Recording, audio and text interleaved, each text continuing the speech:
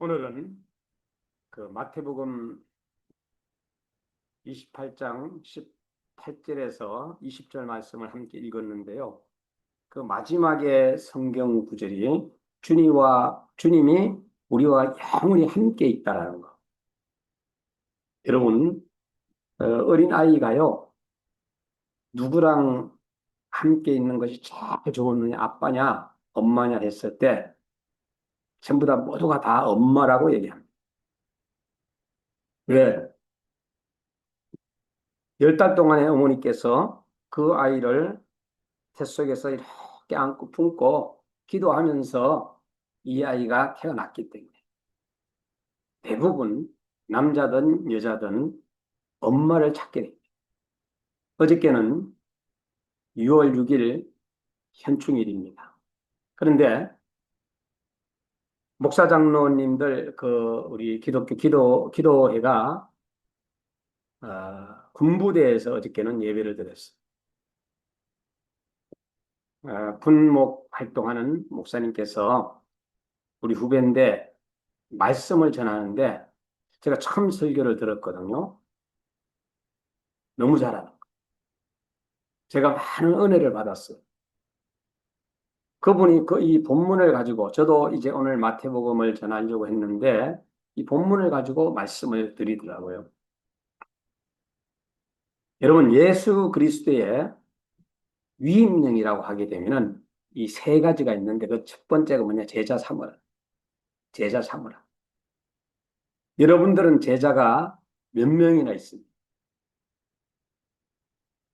어떤 사람은 한 사람도 있고 어떤 사람은 뭐 한두 명 정도. 제자가 훌륭한 사람이 됐을 때 그 서성은요, 굉장히 정말로 뭐 물질적인 측면이 아니더라도 제자가 잘 되면은 서성은 기뻐하는 겁니다.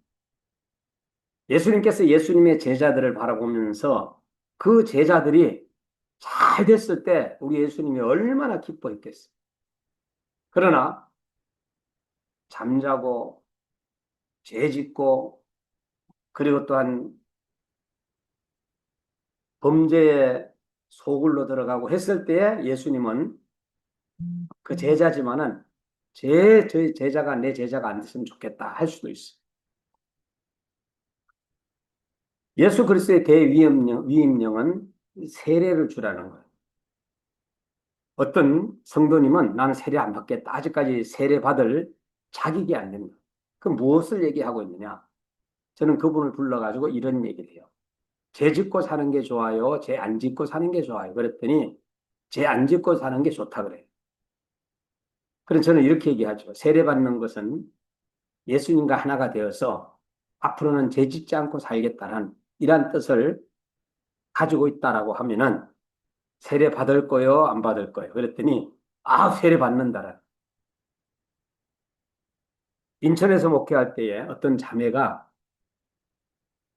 아주 예쁜 자매가 그 교회로 들어오는 거예요. 저는 탤런트인 줄 알았어요.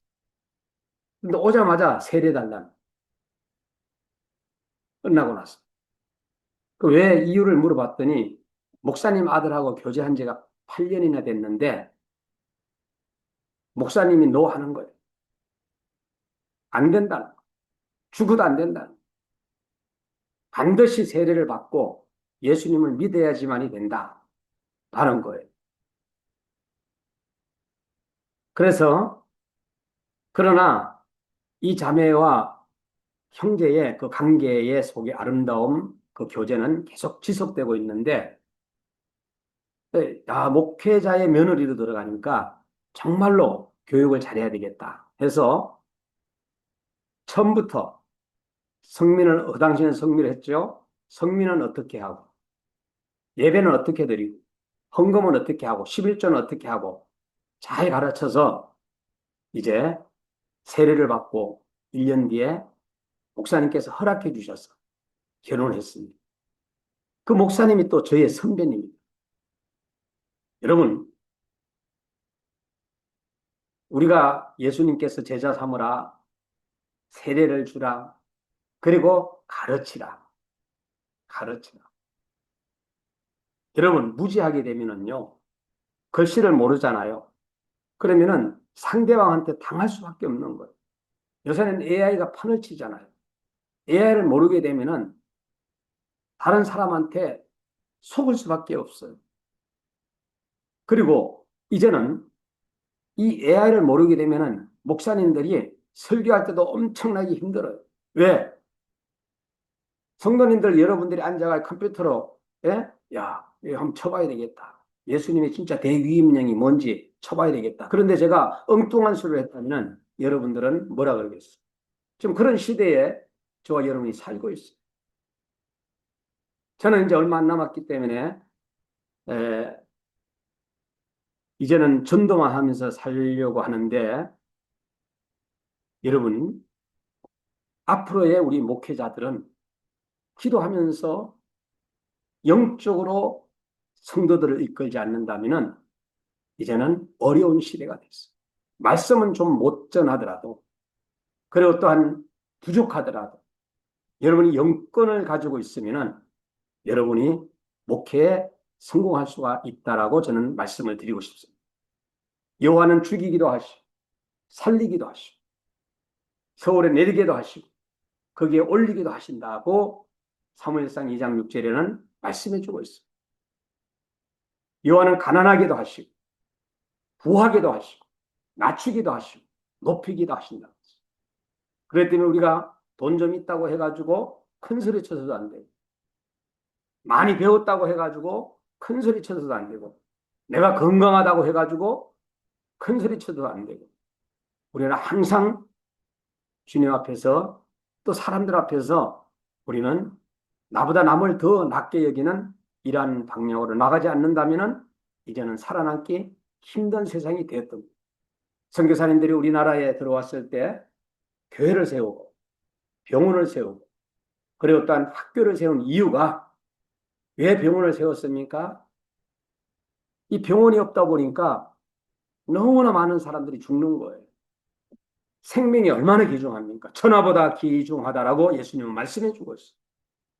자, 하늘과 땅보다도 귀중한 것이 한 생명입니다. 육신적인 이 병원을 세워야 되겠다. 병원을 세웠어요. 또 교회를 세웠습니다. 영혼이 살아야 되지 않겠습니까? 예수님의 대위임령을 이제는 제자 삼고 세례 주고 그리고 또한 가르치는데 어디서 가르치느냐? 교회 안에서. 그리고 또한 학교를 세웠습니다. 이렇게 병원을 세우고 선교사님들이 교회를 세우고 학교를 세웠는데 여러분들은 이 땅에 태어나가지고 무슨 일을 하다가 무엇을 하다가 어떻게 하나님께 영광을 돌리다가 여러분들은 주님을 만날 것입니까? 오늘 우리는 마태복음을 통해서 우리가 좀 더 발견을 하고 주님 앞에 더 가까이 나아가는 그러한 그리스도인이 되었으면 좋겠습니다. 세상에 돌아가는 상황들을 봤을 때는 막 화가 날 수도 있습니다. 여러분 조심하시기 바랍니다. 이게 사단의 전략이에요. 여러분들이 신앙생활을 못하게 하고 기도 생활을 못하게 하고 여러분들을 갖다가 분노하게 하고 절차에 따라서 여러분들이 앞으로 잘 이겨나갈 수 있기를 바라고요. 오늘 마태복음 28장은 최절정이자 결론에 해당하는 부분으로 크게 두 가지 핵심 사건을 다루고 있어요. 바로 예수 그리스도의 부활과 제자들에게 지상과제를 부여한 지상대명령입니다. 먼저 앞서 말씀드렸지만은 우리 기독교는요, 부활의 종교입니다. 빈 무덤과 부활의 이 선포, 안식일 다음 날 새벽 막달라 마리아와 다른 마리아가 무덤을 찾아갔을 때 천사가 나타나 예수님의 부활을 선포했어요. 두려움에서 기쁨으로 여러분 정말로 우리 예수님을 십자가에 달려 돌아갔을 때는 그 욕하는 사람도 있었고 창으로 찌르는 사람이 있었고 어디 보자 하면서 지켜보는 사람도 있었고 그러나 여인들은 통곡하면서 눈물을 흘리면서 여러분 예수님을 만나기 위해서는 어디로 가야 돼요? 무덤으로 가야 됩니다. 자, 그곳에 간 막달라 마리아와 이 다른 마리아가 이제 두렵지만 예수님을 찾아갔어. 그런데 천사가 나타나가지고 여인들에게 무서워하지 말라고 이렇게 말합니다.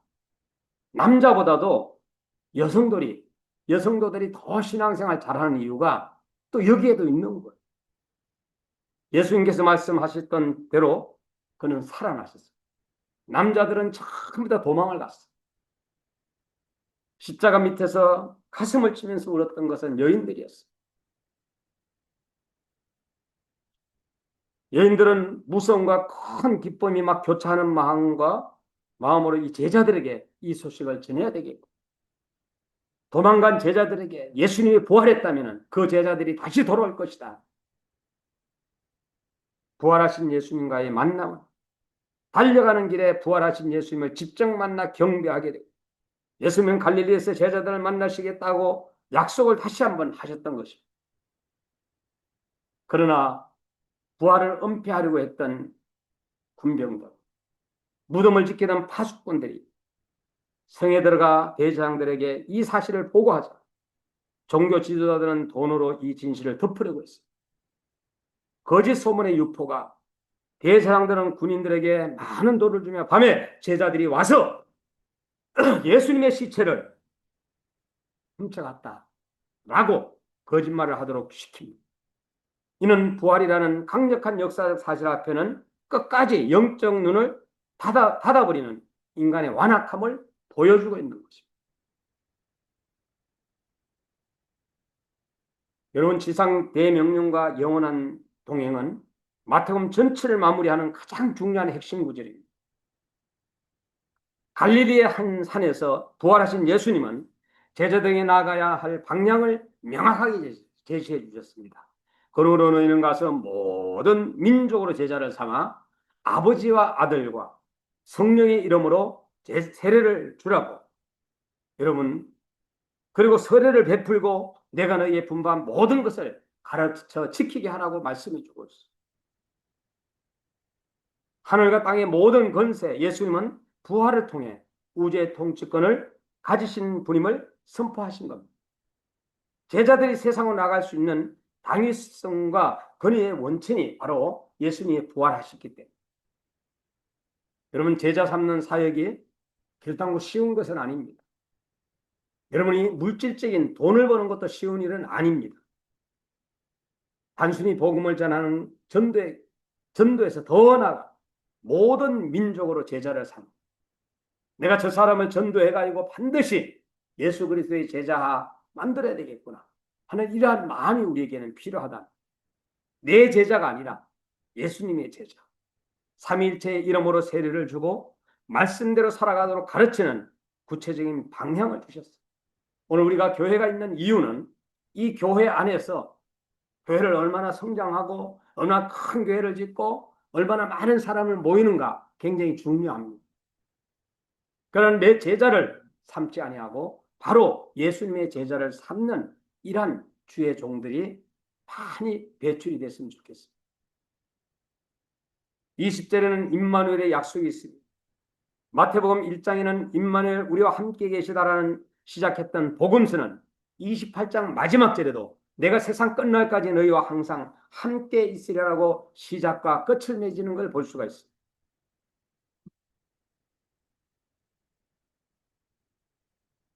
여러분, 주님은 약속을 하신 주님이십니다. 창세기에도 약속, 마태복음에서도 약속, 약속으로 우리가 끝을 맺는 걸 볼 수가 있습니다. 사명을 잘 감당하는 자들에게 주어지는 최고의 이 보장이 있습니다. 주님이 함께 한다라. 그래서 마태복음 28장의 핵심은 죽음을 이기신 예수님이 온 우주의 왕이 되셨고 주님의 건세를 의지하고 세상 끝까지 나아가 제자를 삼으라고 그리하면 주님이 영원히 함께 하실 것이라고 말씀해 주고 있습니다. 여기에 누구도 반론할 수 있는 사람이 아마 없을 것입니다. 여러분, 십자가라는 이 십자가 없이는 복음이 없습니다. 예수님께서 동정녀 탄생, 십자가의 죽으심, 그리고 부활하심, 하나님의 나라로 올라간 성천하심과 앞으로 재림하실 우리 예수 그리스도. 십자가는 복음의 핵심입니다. 예수님의 부활이 없으면 우리들 부활도 없습니다. 십자가는 죄에 대한 하나님의 대답이에요.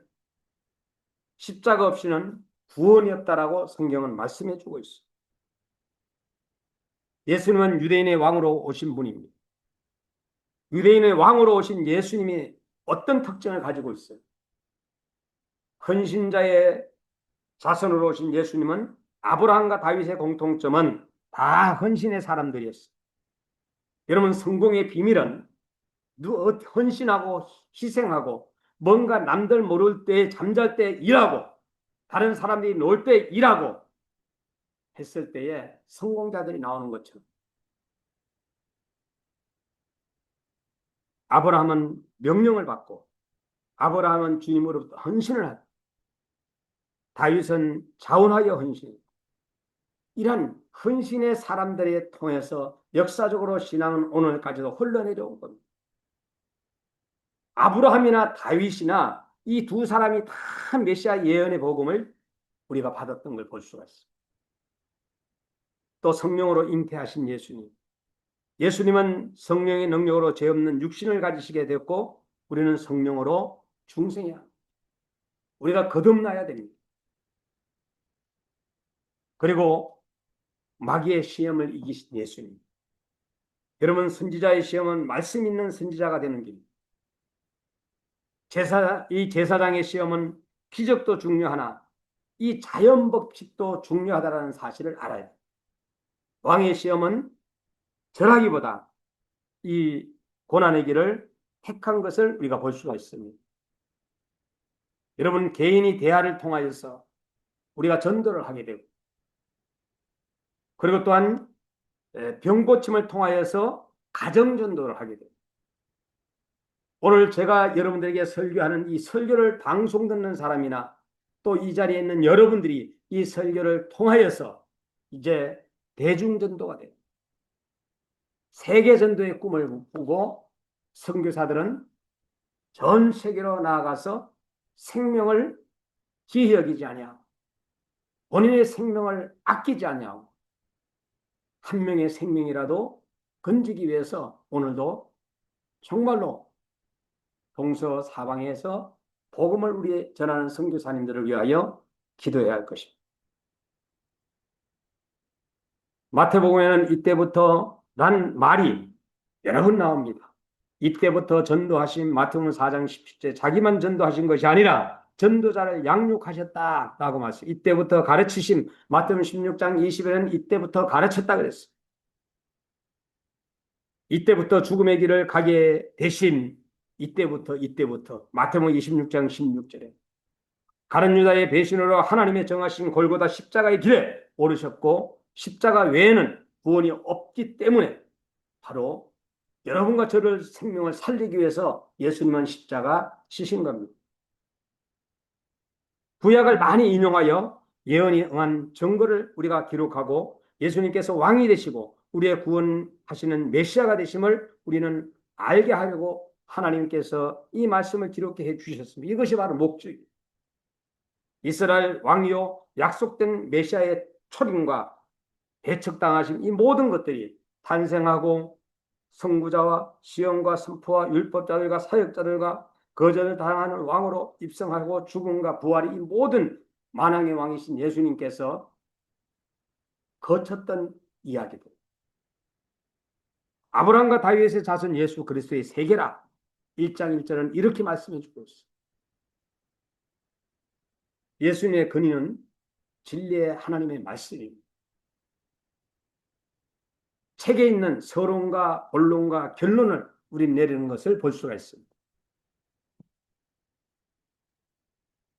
오늘 우리가 복음을 전하는데 좋은 재료가 바로 이 성경이죠. 성경.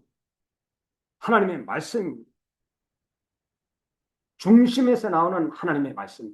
여러분들이 마음 중심에서 나오는 하나님의 말씀을 전할 때 사람들은 여러분들 앞에 오그라지고 여러분들의 말씀을 듣게 되는 것입니다.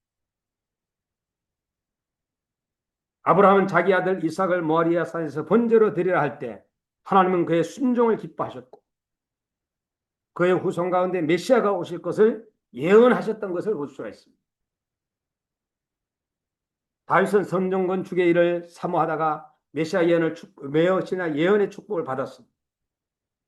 몇 가지 우리가 다시 한번 저와 여러분이 배울 수 있는 것은 예수는 구약 예언의 성취자로 하나님은 약속하셨고 또 그 약속을 성취하시는 것을 볼 수 있습니다. 하나님은 약속하신 바를 반드시 이루시는 성실과 능력의 하나님이시라는 것을 성경 구절에는 많이 창세기에도 나와 있는 걸 보고 또 마태복음에 1.1획도 틀림없이 우리는 성경을 꼭 하나님의 말씀으로 믿어야 하는 이유가 바로 여기 있는 것입니다. 또 예수님은 성경의 주인공이십니다. 구약은 오실 예수님, 신약은 오신 예수님으로 기록하고 있습니다. 구약은 뿌리라면 신약은 열매와 같습니다. 구약 속에 신약이 숨어 있고 신약 속에 구약이 나타나고 있습니다. 그러므로 우리는 신구약 성경책을 꼭 가지고 다니면서 성경을 읽을 때도 구약부터 차례로 읽는 습관이 필요합니다.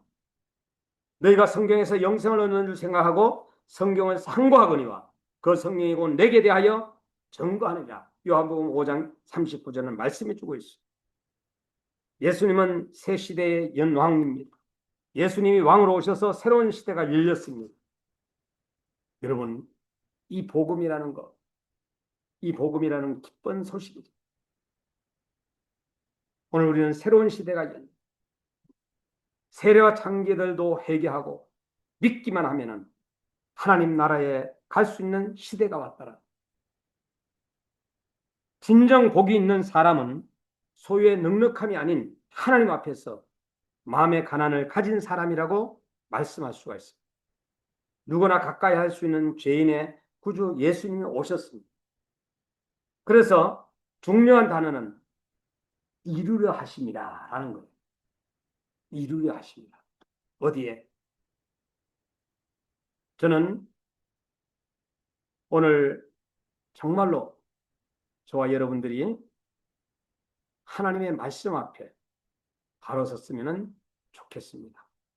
그러면 여러분과 함께 PPT를 통해서 가장 따뜻한 초대라는 요 소개를 하고 마치려고 합니다.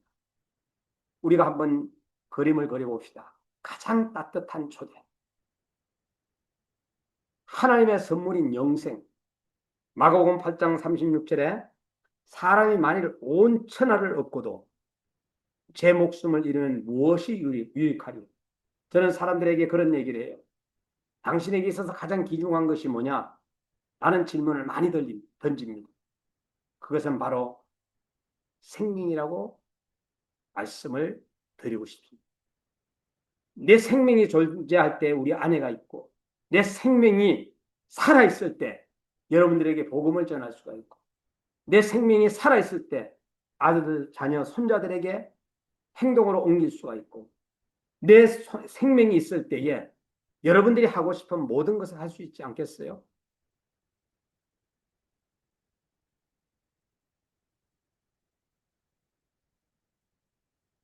인생에서 가장 귀한 것은 당신은 무엇을 가장 기준히 여기십니까? 아마 이런 질문을 던지면은 아마 당신은 생명이 아니겠어요? 학교나 직장이나 결혼이나 가정, 자녀 교육, 이 모든 수고의 끝이 결국에 이 죽음이라면 그것이 인생의 전부일까요? 하나님은 여러분과 교제하고 풍성한 삶을 누리도록 여러분을 창조했다라는 것을 잊지 말아야 합니다. 하나님이 나를 창조했다. 하나님이 나를 얼마든지 나를 데려갈 수 있다. 그런데 당신의 현재의 상태는 성경이 보여주는 우리 인간의 실상은 너무나도 다르다는 직면해야 할 세 가지 현실이 당신은 죄인이라는, 여러분들은 죄인이라는 거. 여러분 심판을 반드시 받게 된다라는 거. 형벌에 따라서 사망이 이루어진다라는 거. 여러분 로마서 3장 23절을 아마 기억할 겁니다. 모든 사람이 죄를 범하였음에 하나님의 영광이 이루지 못합니다. 심판을 받게 된다는 것. 한 번 죽는 것은 사람에게 정하신 것이요. 그 후에는 심판이 있다는 것. 또 형벌은 사망이라 거짓말하는 자들과 불과 유황으로 타는 못에 참여하리니 이것이 둘째 사망이라. 계시록 21장 8절에 두려워하는 자들과 거짓말하는 자들과 음행하는 자들과 라고 말씀해 주고 있어요. 그러면서 둘째 사망이라. 유황이 둘째 사망이라. 둘째 지옥이라.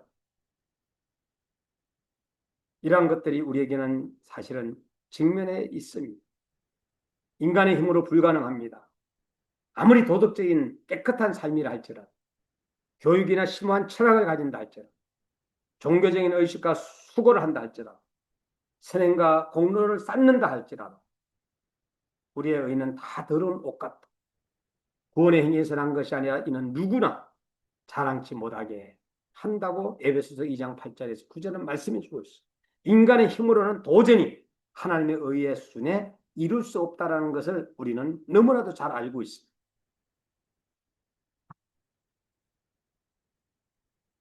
하나님의 해결책은 여러분을 위해서 하나님께서 하신 놀라운 일들이 너무나도 많다라는 것.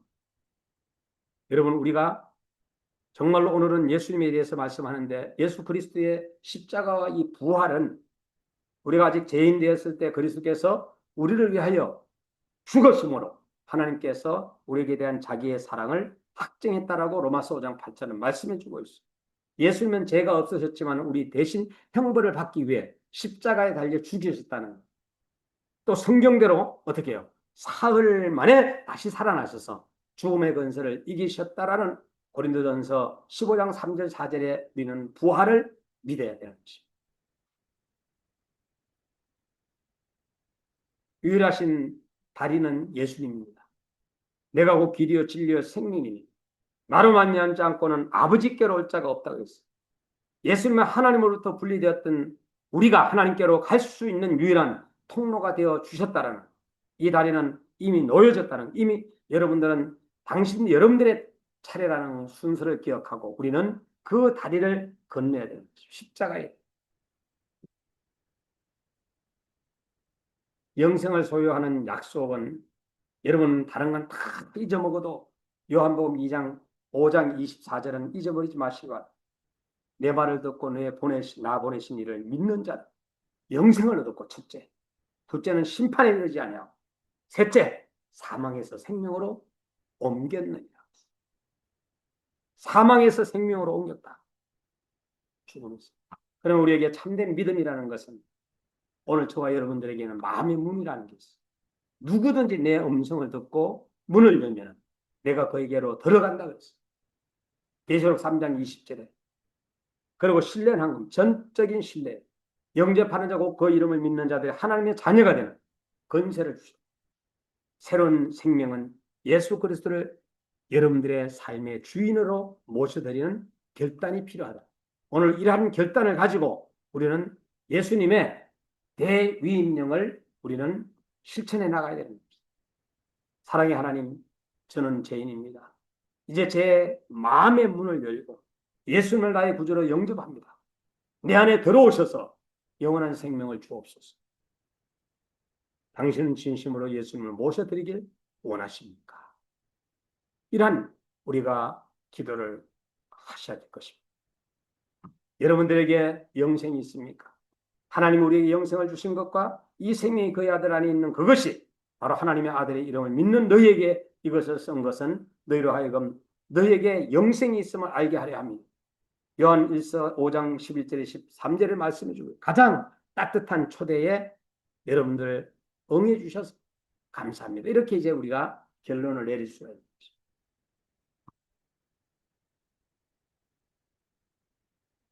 오늘 저와 여러분들이 여러 가지 많은 말씀을 드렸습니다. 가장 중요한 것은 무엇보다도 제자 삼아라, 세례주라, 가르치라. 여러분들이 마음속에 뭔가 가슴을 때리는 어떤 성경 구절이 여러분들에게 있다면 그 성경 구절을 꼭 붙잡으면 그게 바로 은혜의 시간, 성령의 이끌림 받는 시간. 그리고 나서 우리는 또 실천해 나가야 돼. 언제? 어저께 금방 어린이날이고 어버이주일이고 스승의 부부 행복주일인 줄 알았더니 벌써 한 달이 쑥 가버렸어.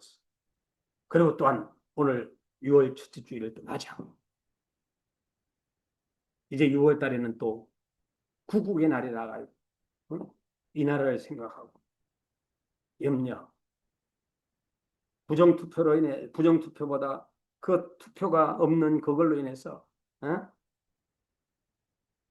투표 그 용지 사건으로 인해서 막 그냥 대한민국이 온통 난리 나잖아. 여러분이 기도하면서 상황을 잘 주시하면서 여러분들이 정말로 소리내야 할 때 소리내, 기도할 때 기도하고 하나님께 영광을 돌릴 때 영광을 돌리고 소리에는 세 가지 소리가 있어. 어디에 제가 하는 얘기가 아니에요. 에덴 동산. 첫째는 마귀의 소리가 있어. 마귀의 소리. 이거 먹는 날엔 죽지 않는다. 또 사람의 소리가 있었어. 사람의 소리. 아내의 소리를 듣고 남편 아담은 죄를 범했어. 아내는 사단의 소리를 뱀의 소리를 듣고 범죄를 했어. 아담아 아담아 내가 어디 있느냐. 하나님의 소리가 들렸어. 그는 무서웠습니다. 숨었습니다. 내가 벗었으므로 숨었나이다. 얼마나 창피합니까? 오늘 우리는 사단의 소리인지 하나님의 소리인지 아니면은 사람의 소리인지 잘 분별하는 그러한 시대에 저와 여러분이 살고 있는 것입니다. 여러분들의 모든 행사를 여호와께 맡기고 그래 하게 되면 하나님께서 여러분들의 모든 일과 삶의 경영자가 되어 주셨어요. 그것을 이루신다라는 말씀. 오늘도 우리가 하나님의 말씀을 꽉 붙잡고 살아가는 승리하는 주의 종들이 되기를 주의 이름으로 축원합니다.